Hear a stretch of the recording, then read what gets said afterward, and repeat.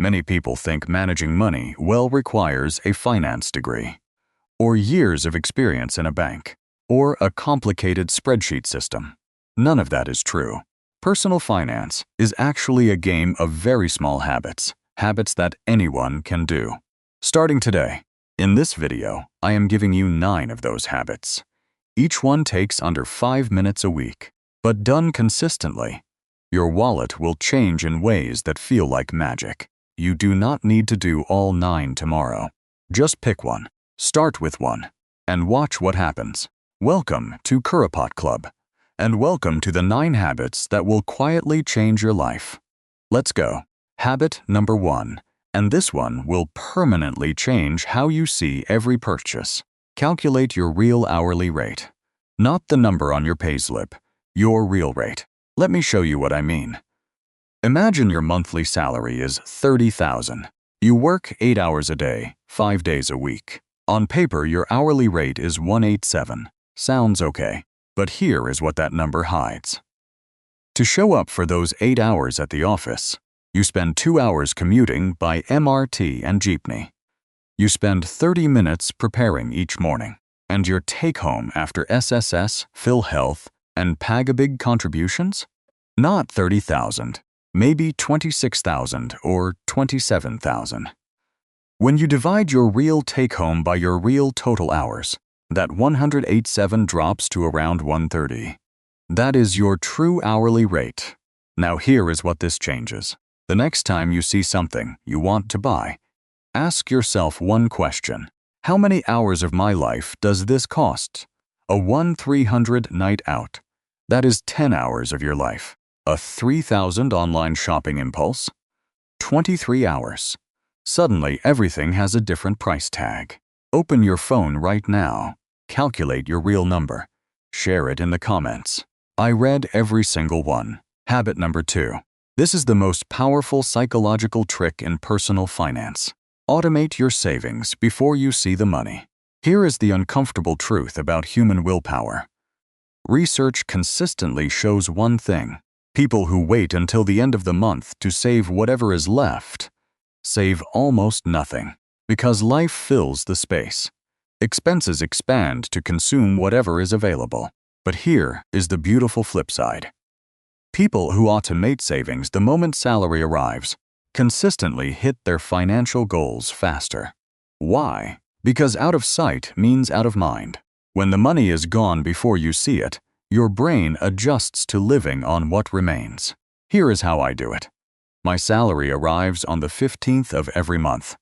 The moment it hits my account, an automatic transfer I set up weeks ago fires immediately. It moves money to my Gcash, GSave, or digital savings account. Before I even open the app, before I think about bills or food or anything else, it is already gone. To my future self, if you can automate just 10% of your take-home, you are already ahead of most Filipinos. If you can stretch to 15% or 20%, you are not just saving. You are accelerating toward financial freedom. Habit number 3. Think of this as a required monthly date. With your money, one that you never cancel.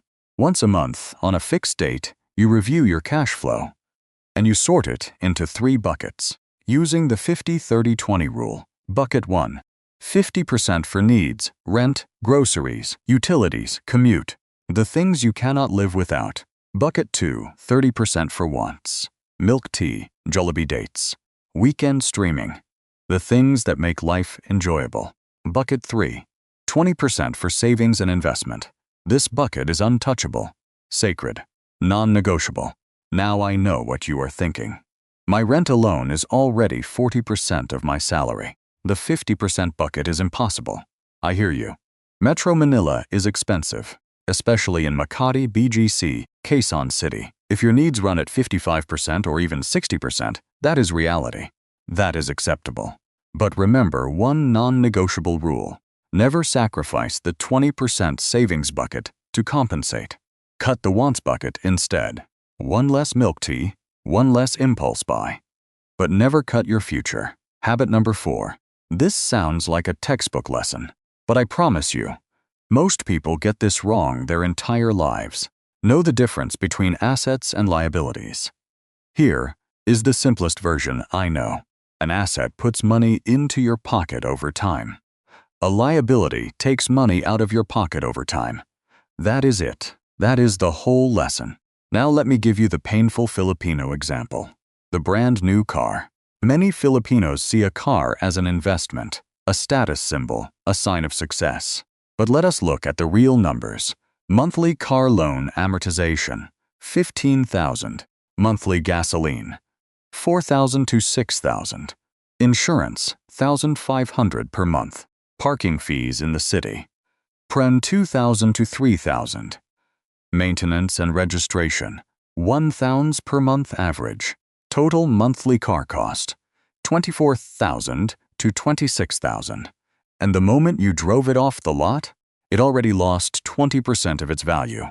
That is a liability disguised as a status symbol. Contrast that with an asset. A small rental room in your province.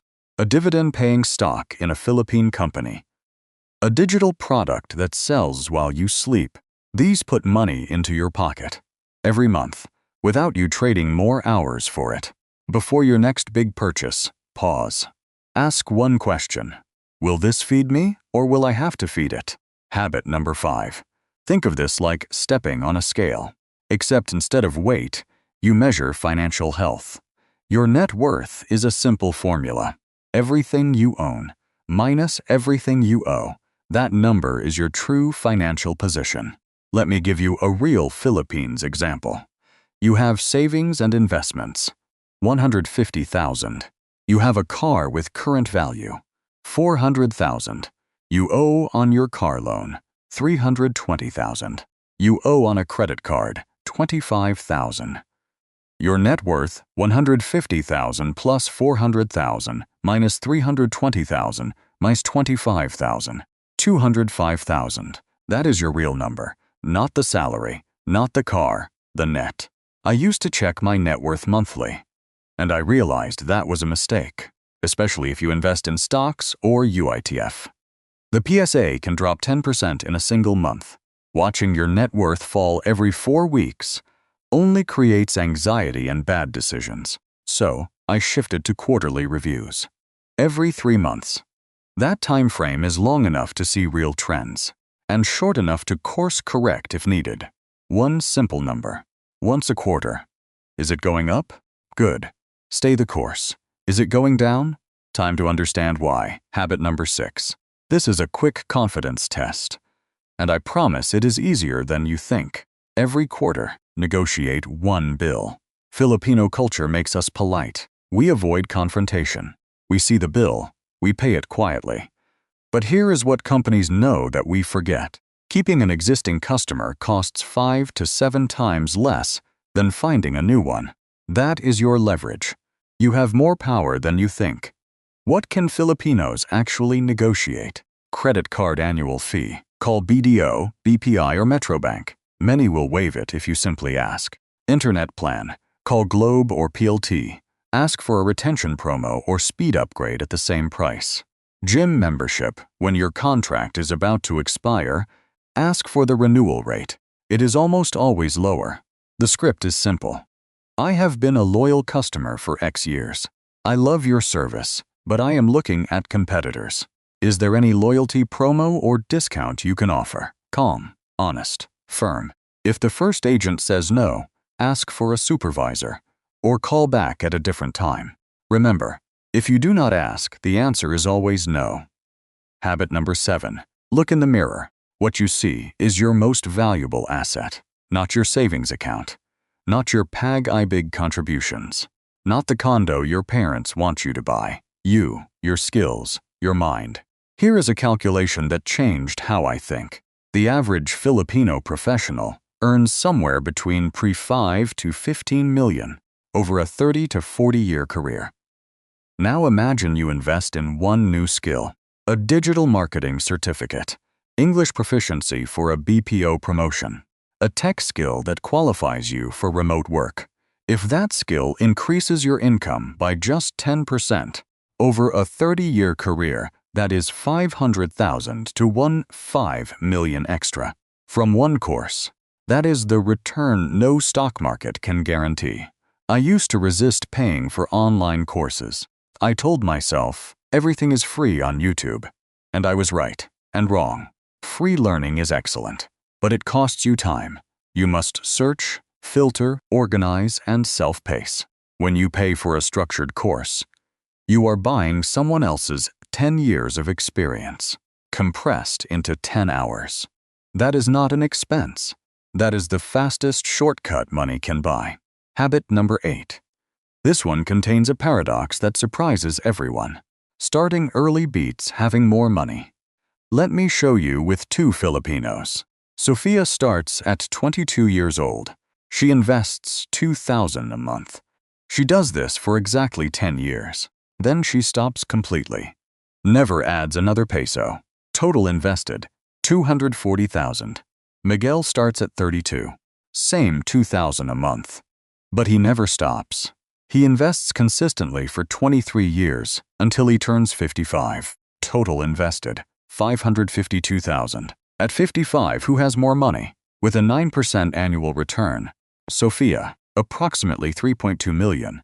Miguel, approximately $1.8 million. Sophia invested less than half what Miguel did, and she won by $1.4 million. That is the miracle of compounding. Time in the market beats timing the market, and it beats amount invested. Maybe you are 35 or 45 watching this. You feel like you missed the boat. You have not. The best time to plant a tree was 20 years ago. The second best time is right now. You do not need $100,000 to start investing in the Philippines. You can start a UITF with $1,000. You can buy PSI index ETFs through an online broker with $5,000. Start small. Start today. Let time do the heavy lifting. Habit number 9. This is probably the most enjoyable habit on the list, and ironically, the one most frugal people forget to do. Celebrate your wins, every single one. Imagine personal finance as a marathon, not a 100-meter sprint, a full 42-kilometer race. If you run with no checkpoints, no water stations, no crowd cheering, you will quit somewhere around kilometer 15, every time. Your brain needs rewards to keep going, not at the finish line only, along the way. So set milestones and attach real rewards to them. First 10,000 saved? Treat yourself to a proper dinner with no menu anxiety. First 50,000? A day trip to a beach you have been postponing. First 100,000? That item you have wanted for years but always said maybe later. These rewards are not setbacks. They are fuel. They are proof that the system is working. Financial freedom is not about suffering to a finish line. It is about building a life you enjoy on the way there. 9 habits. Let me recap them fast. 1. Calculate your real hourly rate. 2. Automate savings before you see the money. 3. Monthly 50-30-20 financial health check. 4. Know the difference between assets and liabilities. 5. Track your net worth every quarter. 6. Negotiate one bill every quarter. 7. Invest in your own skills. 8. Start investing now, even small. 9. Celebrate every single win. You do not have to do all 9 tomorrow. Just pick one. The one that felt most relevant to you right now. Comment the number of the habit you are starting. A public commitment is a commitment you actually keep. The research backs this up.